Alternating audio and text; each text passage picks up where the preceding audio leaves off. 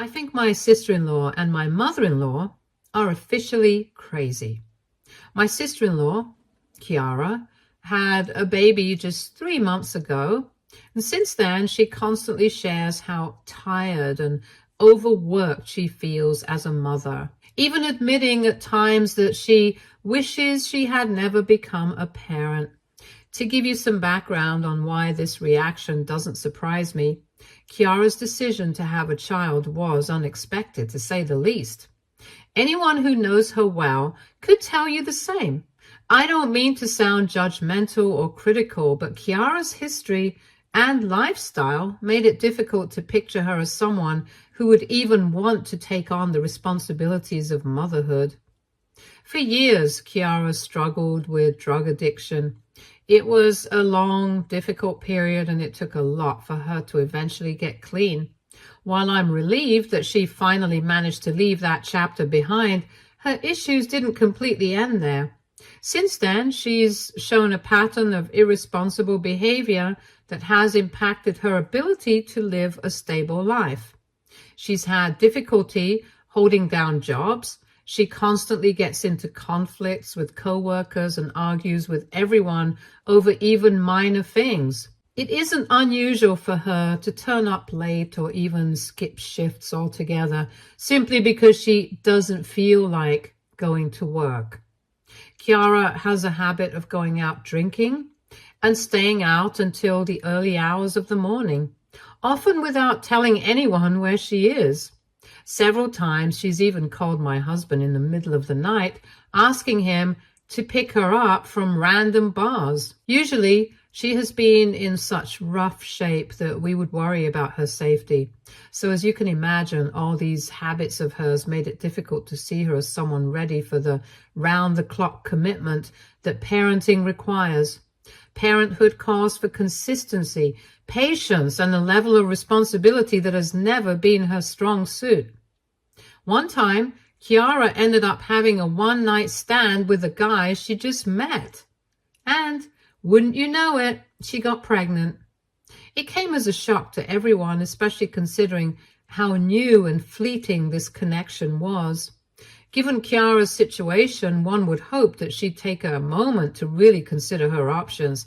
If she had thought about her life circumstances and her current lack of stability, it might have made sense to consider terminating the pregnancy, or at the very least, taking this as a wake-up call to make some changes in her life. After all, having a child is a huge responsibility, and it requires a sense of direction and commitment that, frankly, she has never shown. But rather than taking this as an opportunity to reflect on her life or think about how she could prepare for the future, Kiara simply decided to continue with the pregnancy. It was almost as if she assumed her family, namely my husband, me, and our mother-in-law, would step in to shoulder the responsibility. And that's exactly what happened. As soon as she found out she was pregnant, she moved in with my mother-in-law. As if that wasn't enough, Kiara then insisted her boyfriend, the child's father, move in with them. According to her, they were falling in love, so she wanted him to be there with her during the pregnancy. The problem? He was no more prepared for fatherhood than she was. He's also unemployed with no job prospects or ambition. There's been no attempt on his part to step up or even make the slightest preparations for this new chapter in their lives. But in Kiara's mind, the fact that he's the father of her baby is enough to justify having him live there, despite his lack of any real commitment or effort to support his new family. Back when Kiara first found out she was pregnant, Vicky and I did try to sit down and talk with her. We wanted to have a serious, honest conversation with her to understand how she expected to support a child when she couldn't even support herself properly. To our surprise, Kiara was adamant from the start that she wanted to keep the baby. She shared that becoming pregnant had, in her words, made her feel as though she was always meant to be a mother, and that this experience had brought a newfound sense of purpose and meaning to her life. Hearing this, we were a little hopeful. We thought perhaps this pregnancy would be the turning point she needed to make positive changes and become the person she wanted to be. However, just as we started to feel encouraged, Kiara shifted the conversation to something unexpected. She told us with a hint of pride that she was thrilled to be the one giving my mother-in-law her first grandchild. I was completely taken aback by this statement. You see, for years, Vicky and I have been trying to start our own family. We've gone through countless cycles of hope and disappointment, trying every suggestion and every method we could think of, only to end up back at square one. Eventually, we made the difficult decision to step back from actively trying and let things happen naturally if they were meant to. The constant pressure and repeated heartbreak were weighing on us both, and we realized it was healthier to take a step back and go with the flow. It was a painful decision, but ultimately, it was what felt right for us. Given everything we'd been through, Kiara's comment about being the one to give my mother-in-law her first grandchild felt like a slap in the face. It was beyond hurtful, especially after all our struggles. Trying to keep things civil, I reminded Kiara that this was not about who had the first grandchild. What mattered, I told her, was the actual responsibility of raising and caring for the child once they were born. Parenthood is a lifelong commitment, not a moment to gain some imaginary accolade. Kiara scoffed and asked me with an edge in her voice, what did I even know about pregnancy when I wasn't even a mother to begin with? She then told me how, since I was childless, all I needed to do was support her unconditionally and be there for her baby. Although I was hurt by her response and deeply offended, I chose to stay silent, as this is who Kiara has always been, someone who likes to taunt others just to get a reaction. Now, my husband, Vicky, has always financially supported his mother for years, doing what he can to make sure she's comfortable and taken care of. Over time, he's also stepped in to help his sister Kiara on numerous occasions, which is why, when she got pregnant and moved into her mother's home, both mother-in-law and Kiara put even more pressure on Vicky to contribute to them financially. So essentially, Vicky has not only continued to send money to his mom, but is now essentially supporting his sister as well. This isn't something he or I are particularly comfortable with. We both feel that it's not our responsibility to continually fund Kiara's lifestyle, especially when she and her boyfriend are making little effort to contribute or plan for the future. However, every time Vicky tries to pull back or suggest that Kiara take more accountability, his mother guilts him into paying the money by saying it's his duty towards the family. My mother-in-law often reminds Vicky that he's the one who has his life together, that he's stable and successful, and that it's his responsibility as the older sibling to ensure his baby sister and mother don't end up on the streets. Her words always hit him hard, and while I know Vicky wishes he could draw the line, he can't help but keep supporting them financially, even though it's causing strain on us and feels increasingly unfair. Anyways, after Kiara had a baby, she immediately returned to her old habits of drinking, smoking, and going out every night. She usually leaves her newborn with mother-in-law and expects her mother to take care of the needs of her child. If anyone questions her, Kiara argues that she can't just keep living her life now that she has a child. It's disheartening to see just how little has actually changed in Kiara's behavior even after she has become a mother.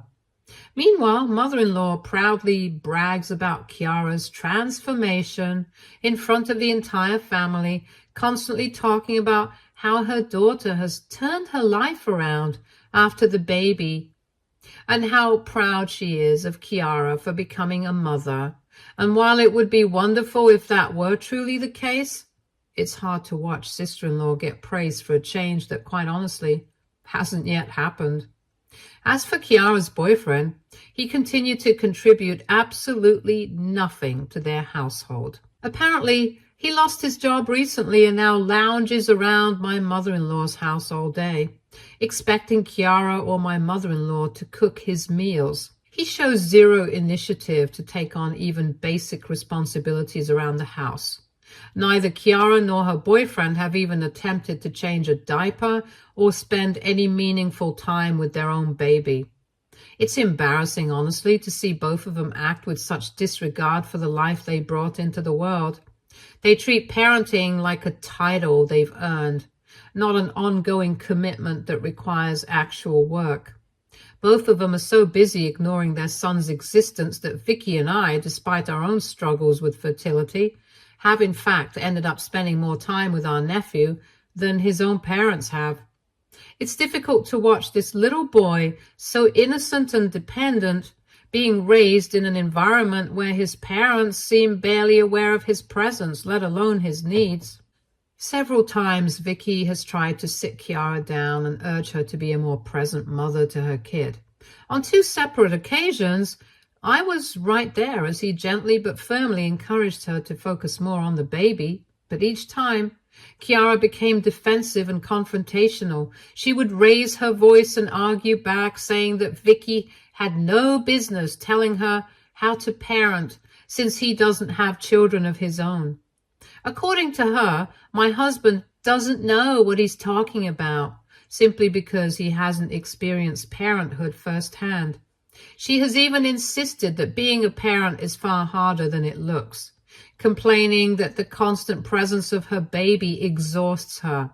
She has expressed how overwhelming it feels to be around her son all the time, as if she's somehow burdened by his dependency. Then, just yesterday, Kiara and my mother-in-law invited us for a family lunch at their place, which surprised us. Family lunches are rare, so Vicky and I sensed right away that there was something more to this gathering than just a casual meal.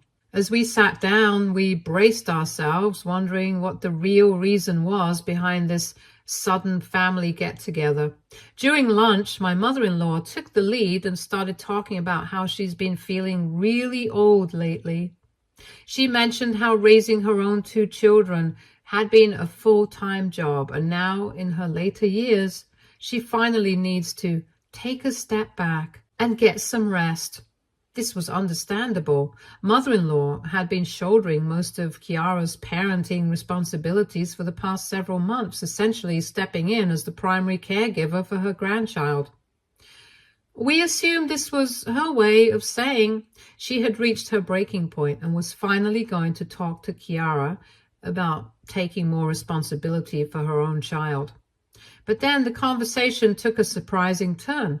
Kiara also began to complain about how she was feeling after becoming a parent. She openly admitted how her life has been falling apart ever since she gave birth. Her tone was filled with frustration and regret as she talked about how much she was struggling with the reality of motherhood. In a way that felt like she was building up to something, Kiara admitted that she's come to realize that maybe parenthood isn't meant for her. Vicky and I sat there trying to process what she was saying. For months, she had insisted she wanted to be a mother, that this was her purpose and the beginning of a new chapter for her. Now, here she was, openly expressing regret and saying that motherhood was something she could handle. It was painful to hear, especially given everything she had put the family through to accommodate her and her boyfriend's lifestyle. We couldn't help but feel that this was leading up to a request, a new expectation she was about to place on the family. Then, in an unexpected twist, Kiara and my mother-in-law exchanged a quick look before turning their attention towards us.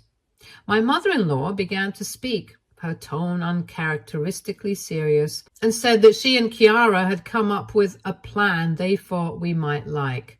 She went on with an almost rehearsed air to reveal that they were proposing that Vicky and I adopt Kiara's baby, our nephew, and raise him as our own. I was taken aback and stared at them in utter disbelief. Maybe this was just a prank, or somehow we had misheard them? Vicky, equally taken aback, asked them what on earth was going on. At this, my mother-in-law launched into a speech about how she had watched Vicky and me try for a baby for years and fail. She mentioned how painful it had been for us, and then said, almost as if she were offering us a gift, that fortunately, Kiara had been able to have a child, but now they felt that since Kiara wasn't truly ready to be a mother, Vicky and I should be the ones to step in and raise our nephew. Mother-in-law framed it as though this was a completely normal thing to ask, as if our desire for a child somehow meant we'd automatically be willing to take on her grandson, regardless of the circumstances. Kiara, chiming in, insisted that she and her boyfriend had both already talked it out, and everyone had come to the conclusion that Vicky and I were the right people to raise their child, since it was in his best interest. She said that she needed time to figure her life out, and that she couldn't do that while raising a child. She almost seemed to be making the case that by stepping away, she was somehow acting responsibly. She wanted us to assume the role of his parents, raising him until he was grown and could care for himself. Sister-in-law's boyfriend sat right next to her and nodded in agreement, as if it were a reasonable and thoughtful solution, something that would benefit everyone involved. The entire situation felt surreal. Who offers to give up their child to someone else nonchalantly? It pissed me off at how little they seemed to have put into the gravity of what they were asking of us. I told Kiara flat out that there was no way she could expect Vicky and me to just swoop in and take on the responsibility of raising her child just because she wasn't prepared to do it herself. I reminded her that we'd already tried several times to have serious conversations with her about the realities of parenthood before her baby was even born. Every single time she'd brush us off, ignored our advice, and insisted that she was meant to be a mother and that she knew what she was doing. Now, after disregarding everything we'd said, she had the nerve to ask us to step in and fix things for her. Absolutely not. We weren't about to bail her out of the consequences of her own choices once again. Vicky was just as outraged. He turned to his mother and scolded her for even suggesting such a ridiculous idea. He pointed out that we had already done more than our fair share in supporting both her and Kiara emotionally and financially, time and time again. Now, he couldn't believe that mother-in-law was actively encouraging Kiara to abandon her responsibilities and hand her child over to us as if it were the obvious solution. Despite our clear refusal, my mother-in-law did not give up. She started in on her usual guilt tactics, pleading with Vicky to think about the future of his nephew, and insisted that the baby deserved to be raised by us in a stable home where we could provide him with everything he needed. She described that Kiara was drowning as a parent and claimed all she needed was a break to get her back on her feet. Kiara chimed in, insisting that she would still be involved and would visit her son as much as possible. She kept saying she trusted us to be good parents, as if that was supposed to be some sort of consolation. Sister-in-law genuinely seemed to believe that this half-hearted part-time parenting arrangement was a reasonable option, one where she could drop in whenever she wanted to, without any of the real responsibilities. At that moment, it became painfully clear that they saw us as the easy answer to their problems, without a single thought for how this would impact us or the future of this innocent child they were so ready to hand over. By this point, my frustration had reached its breaking point. I told Kiara in no uncertain terms that she could not just hand her son off to us and expect us to do all the heavy lifting while she went off and lived her life. She had made her bed, and now it was time for her to lie in it. She couldn't keep running away from responsibility and dumping it on us, hoping we'd pick up the pieces every time she decided she didn't want to face the consequences of her actions. Kiara seemed absolutely outraged that I was pushing back and saying no to her request. The audacity of the situation made me even more upset, so I added that Vicky and I were done helping her and my mother-in-law out financially. I pointed out that despite all the money we had given them over the years, they clearly had no respect for us. It felt as though they believed we'd endlessly give and sacrifice without pause, never stopping to question the weight of what they were demanding from us. I told them that we were done. The moment I said that, both my mother-in-law and Kiara exploded in anger, calling it unfair that we would suddenly stop sending them money. Vicky had enough and finally stood up, looked them both squarely in the eye, and told them to back off. He made it clear that he agreed with me. He was done letting them take advantage of him, done with the constant expectations, and done with their manipulation.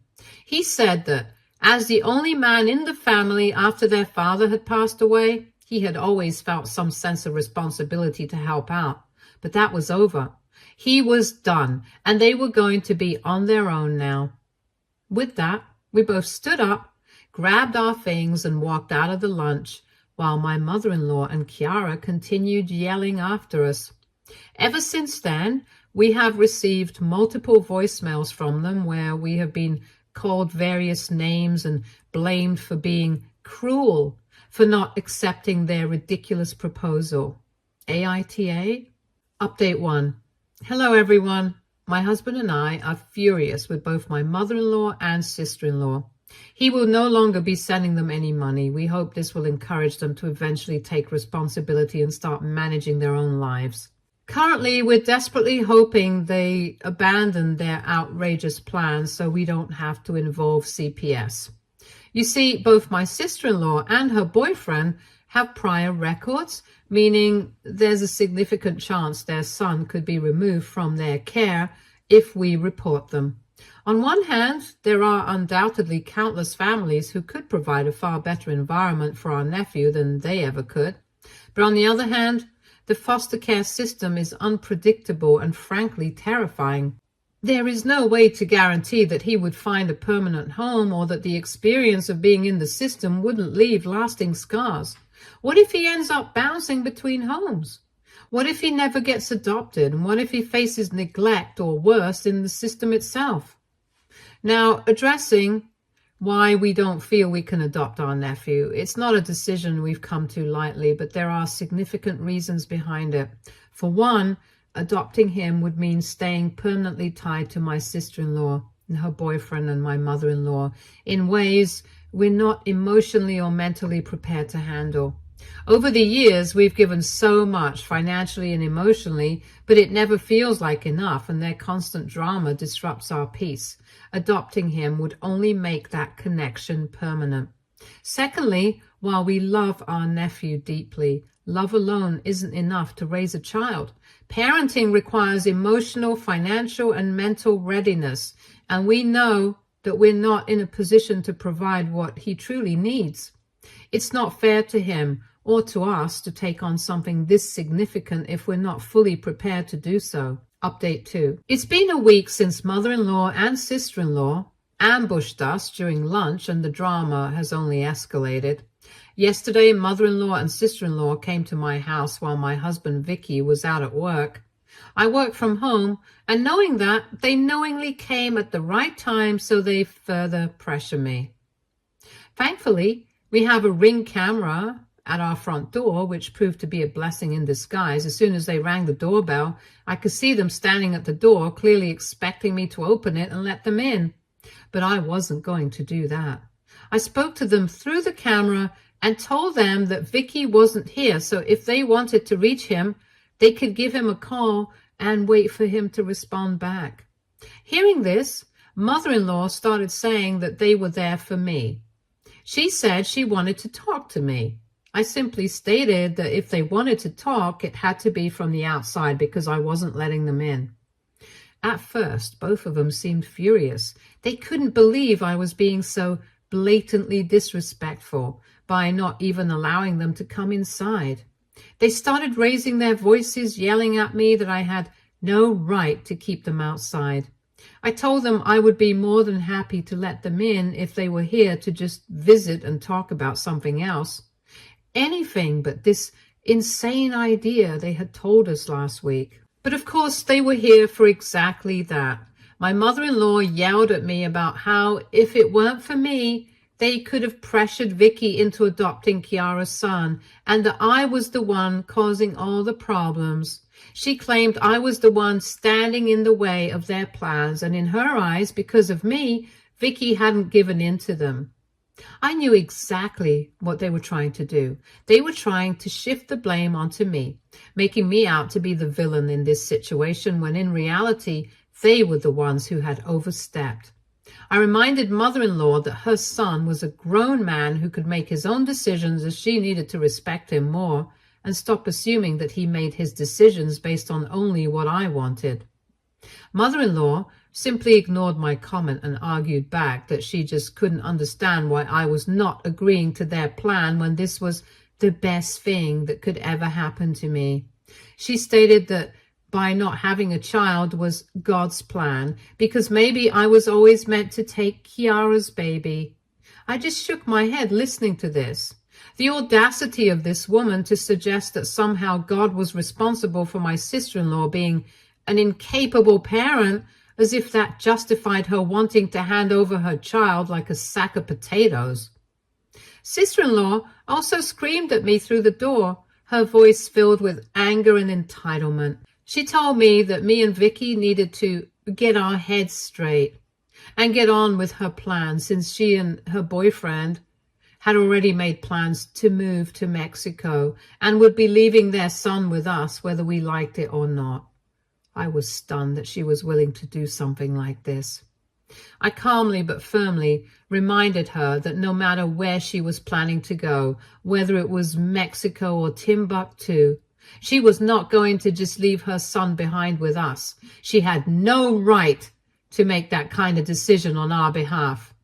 I told her that if she was truly planning to leave the country and abandon her child, I would have no choice but to call CPS and inform them beforehand of her plans.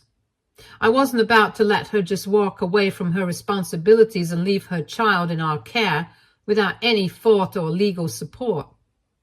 The mention of calling CPS seemed to set her off, and she started shouting that I was a backstabber for trying to rat her out, as if I was somehow betraying her.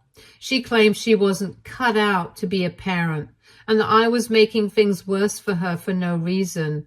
She reasoned that she needed my support and understanding, and the only way I could do that was to take her child.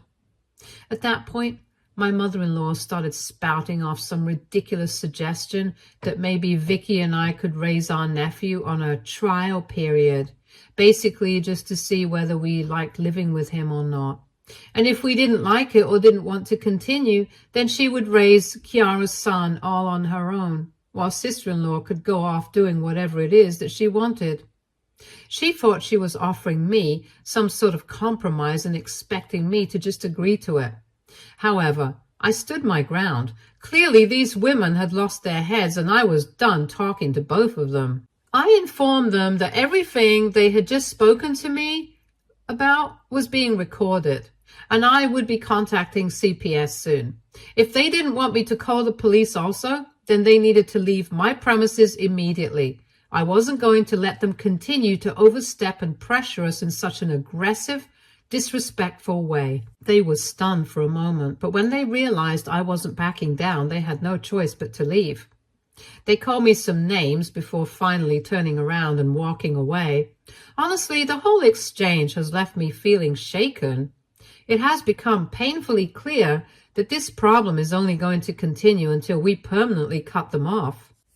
Update 3. It's been a month since my last update. When my husband found out that his mother and sister had shown up at our doorstep to harass me, he was absolutely furious. The first step we took was to contact CPS and report the situation. A caseworker was sent to speak with us, and we shared the full story, providing detailed explanations about sister-in-law's ongoing negligence and the troubling dynamics we've observed. We also shared the video of her and mother-in-law coming to our doorsteps and harassing me into taking her child as evidence of her actions, which helped substantiate our concerns. However, when CPS went to talk to her, sister-in-law immediately changed her tune and claimed she was playing a prank on us and that she would never voluntarily give up her child. Clearly, she is a snake. CPS had informed us that they have opened an investigation into sister-in-law's neglect and will be monitoring her closely. As of now, my sister-in-law and her boyfriend are still living at my mother-in-law's house with their son. After everything that happened, my husband contacted a lawyer and we filed for a restraining order against both my sister-in-law and mother-in-law. This was a necessary step to protect ourselves. We hope for their sake that they never show up at our doorstep again. Stay tuned for more stories from our girl relationships.